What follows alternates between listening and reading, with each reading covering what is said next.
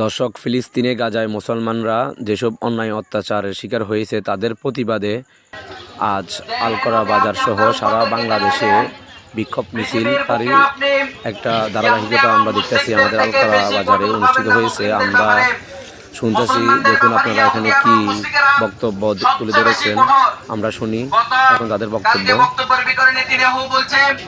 যে এক এক করে তারা মুসলিম বিশ্ব অন্যান্য দিকে তারা আগ্রসর হচ্ছে। অতএব আমি আমার মুসলিম যুবক ভাইদেরকে এবং সর্বস্তরে তাওহীদি জনতা ভাইদেরকে আহ্বান করব, আমরা প্রত্যেকেই ইসলামের ছায়াতলে এসে নিজেদেরকে পরিপূর্ণভাবে একজন সত্যিকার ইমানদার বানিয়ে আগামী দিনের সর্বস্তরের যেই হিন্দুত্ববাদ এবং ইসরায়েলের সর্বপ্রকারের তাদের ষড়যন্ত্রকে উৎখাত করার জন্য আমরা আমাদেরকে তৈরি করব ইনশাআল্লাহ।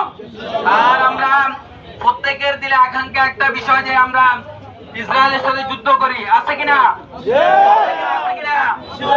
যদি আপনারা আমার প্রত্যেকের আকাঙ্ক্ষা থাকে ইসরায়েলের সাথে বর্বর ইহুদি জাতির সাথে যুদ্ধ করার, সর্বপ্রথম আমরা যুদ্ধ করব তাদের সকল পণ্য বয়কট করে ইনশাআল্লাহ।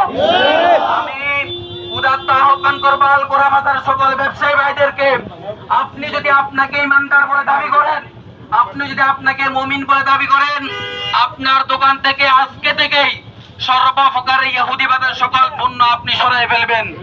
সর্বপ্রকারের প্রোডাক্ট, ইসরায়েলের মদতদাতা ইউনিলিভারের প্রোডাক্ট, কোকা-কোলা কোম্পানি হতে লয়, আপনি খুঁজে খুঁজে সর্বপ্রকারের ইসরায়েলের সকল পণ্য আপনার দোকান থেকে বের করে ফেলবেন। আর আপনি যদি সত্যিকার ইমানদার নিজেকে দাবি না করেন, আপনি আপনার ব্যবসা চালিয়ে যাবেন, আপনার ইমানের দুর্বলতা বলে এটা প্রকাশ হবে।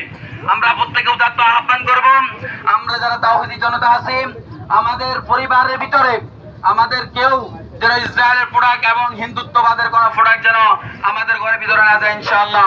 নাসরুম মিনাল্লাহি ওয়া ফাতহুন করিব। আসসালামু আলাইকুম ওয়া রাহমাতুল্লাহ।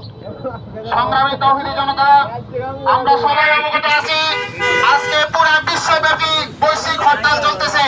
তার একটা অংশ হিসাবে আলকরাতে আজকে আমরা সর্বস্তরের তাওহীদি জনতা একটা বিক্ষোভ মিছিল করেছি। আমরা আপনাদেরকে একটা মেসেজ দিতে চাচ্ছি, পুরো বিশ্বের মধ্যে আজকে বৈশ্বিক হরতাল হওয়ার পরেও এই ইহুদি জারজ এই নেতানিয়াহু বলতেছে যে তার প্রথম ভয় ছিল যখন মসজিদে আকসায় হামলা করে, তখন তার একটা ভয় ছিল যে এই হামলার পরে পুরো বিশ্বের মুসলমানরা হয়তোবা একসাথে গাজায় চলে যাবে এবং একসাথে ইসরায়েলের বিরুদ্ধে হামলা করবে, এটা তার ভয় ছিল। আর তার খুশির দিন ছিল পরের দিন, এবং সে বলতেছে আমরা পরের দিন দেখেছি যে বিশ্বের মুসলমানরা তারা তাদের নিজস্ব অবস্থানে আছে, তারা এই ইসরায়েলের ব্যাপারে চূড়ান্ত কোনো সিদ্ধান্ত নেয় নাই। আমরা